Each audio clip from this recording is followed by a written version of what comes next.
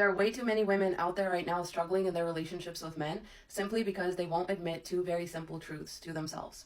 These are truths that men will not admit to themselves or to you, ladies. So let's talk about it. And the first thing that I feel that cause divorce or problem in a relationship is lack of communication.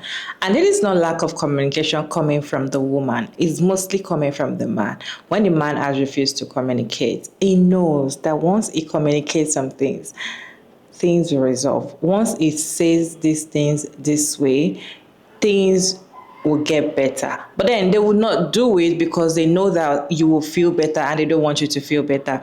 As I always say in my video, marriage doesn't benefit women. And even when you're in a relationship with a man and you're too deep in the relationship for years, it doesn't benefit you as a woman. I feel like you're kind of married. It's just that you're not legally married, right? So unless you're just starting the relationship when the love bombing is so sweet, it still want to please you so that you forget anything or you just ignore everything. That is when relationship is sweet, right? When you've passed that stage, seriously, a lot of things are going to happen that you just want to run away, right? Communication, I feel like these men act that they do not know how to communicate, but they can.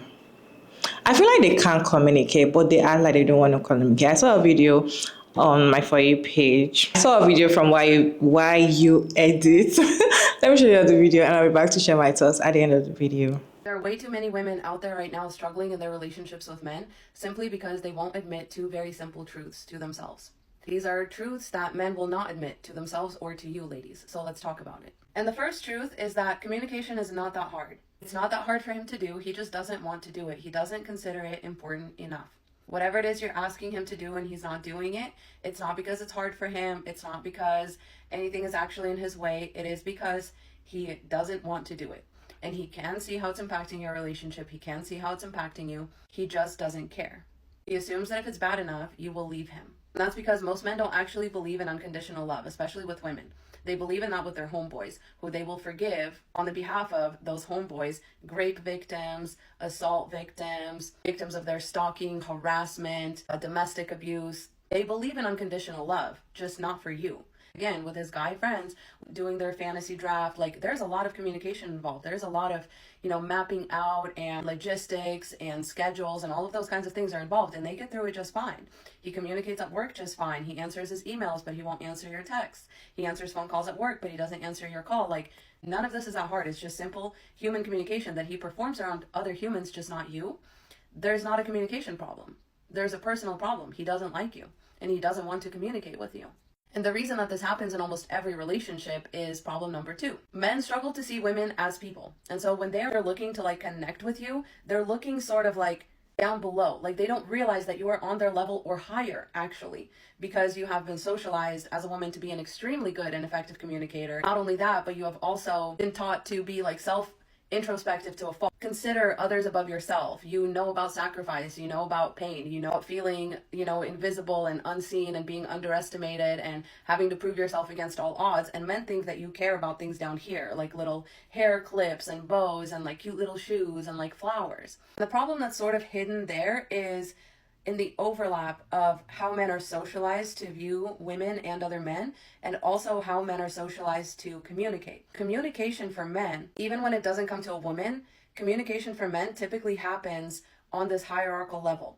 Like men rarely talk to each other even as equals, right? The reason that your boyfriend has all of this gusto to stand up to you, to argue with you, to mansplain to you, to actually every single conversation you guys have, to look up data and statistics and prove you wrong and all of this stuff. But whenever it's his boss that's, feeding him a bunch of bullshit about why he can't get a raise or why he isn't going to get a promotion or something like that, he's not going to, actually his boss, he's not going to bring statistics to his boss. That's because there's this inherent hierarchy that men know. You don't argue with that guy. You don't argue with this guy. There are always sort of scapegoats. And if you're not the scapegoat, at least you have some little bit of power, right? Men bring that into relationships with you. And because they are socialized to see all women inherently as lesser, you fit into the scapegoat position of his little hierarchy in the home. So now you're the scapegoat. You don't get to, well, actually him. You don't get to argue with him. That's where your guys' communication struggles come from. That's why he can never admit when he's wrong, things like that. Because a lot of women notice that men listen to each other way better than they listen to women, even the women that they claim to love and want to spend the rest of their life with. A lot of times, like, a woman will be recommending certain things to their partner, and their partner doesn't try or read or watch or whatever that thing until a male friend tells him that it worked for him or that he should do it. Really shows the difference in where a woman that you come home to every night, lay down in bed with, tell all of your deepest, darkest secrets to, supposedly want to marry, you want to spend the rest of your life with, all that has less pull in your what you do with your personal life than some random man that you met at a company mixer. Like, that's actually fucking crazy. And then a lot of women wonder why they feel so unfulfilled, unsupported, unseen, etc. in their relationship. It's like, no, literally because your partner doesn't see you as an equal or as a human being. They see other men that way, but even the way that they see other men complicates things for you at home, because all of those other men also fit, like I said, into this hierarchy. Men are not taught to be collaborators, right? They're taught to be competitors, and they're taught to fit into these little hierarchies. And this idea that everybody has a place where they belong, and some of those people belong at the top and other people belong at the bottom. And it's like this very fucked up way of thinking that transfers over into all of their other relationships. They turn their other relationships into a hierarchy as well. But that is exactly why they just won't listen to you. But they will listen to other men telling them to do the exact same thing. Well, as a woman, the sooner that you realize these two things and like move forward with those things in mind, the better. And I tell you this as somebody who's happily married to a man that I don't have this power struggle with, okay? To a man that I don't have to struggle to be seen by, a man that values my opinions, my feelings, wants to sit there and communicate with me about just about anything. Like, he wants to hear my thoughts. I want to hear his thoughts. Like, we're not in a power struggle, because I realized these two things when I was very, very, very young. And I did not know how to put it into words, but I knew exactly what I didn't want. And let me tell you, 99% of men are that. They are that. Even on a very small, teensy-weensy little scale. Even the nice guys. You have to realize the things that they do to be nice, and the reason that a lot of women still walk out of those relationships having given the nice guy a chance disappointed, is because those nice guys are still treating the women in those situations as transactional coin slot machines, where you put in treating somebody like a human being and sex falls out. Right? That's what nice guys see women as. So still not a human being. It's still very transactional. They're not actually interested in getting to know you on a deep level, or again, seeing you as a human being, or like taking your advice, or assuming that when they're talking to you, they should be talking to an equal, or they in fact should be looking up to you because you are a woman and you've objectively been through more shit in life than he can probably even imagine. In the day and age that we live in now, women do all the same things as men, except for with a bunch more hurdles and a bunch more prerequisites than men will ever have to meet. And men still haven't realized that they should be talking up to us and not down. That is where your dissatisfaction with men in general is coming from, because there's this huge disconnect of like, why are you talking down to me? Why are you assuming that I care about flowers or grand gestures or anything like that when I'm asking you to communicate with me, to see me, to treat me like an equal, to treat me like a part of your decision making, you know, to treat me the same way as you would treat a random man at work. You are literally begging your life partner to treat you the same as he would one of his guy friends that he made like 2 weeks ago at a random pub crawl.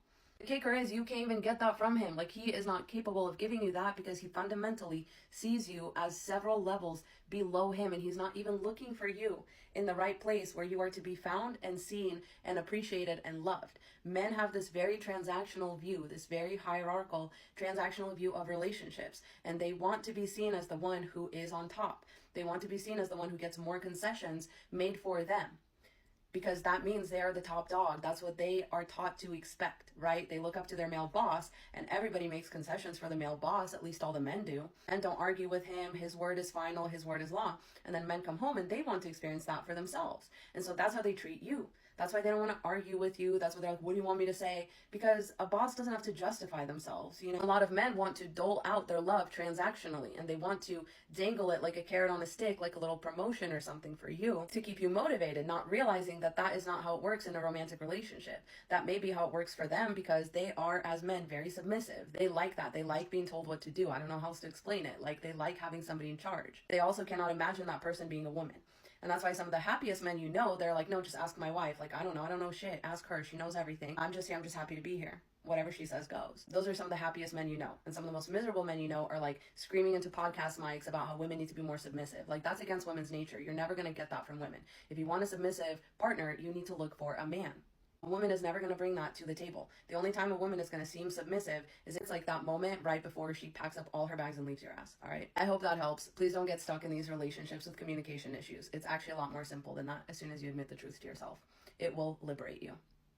She always makes a lot of sense, especially when it comes to details in explaining things. I really enjoy our videos. I feel like these men can communicate. They are just acting and behaving that they cannot communicate so that you will feel that they cannot communicate and start treating them like a child.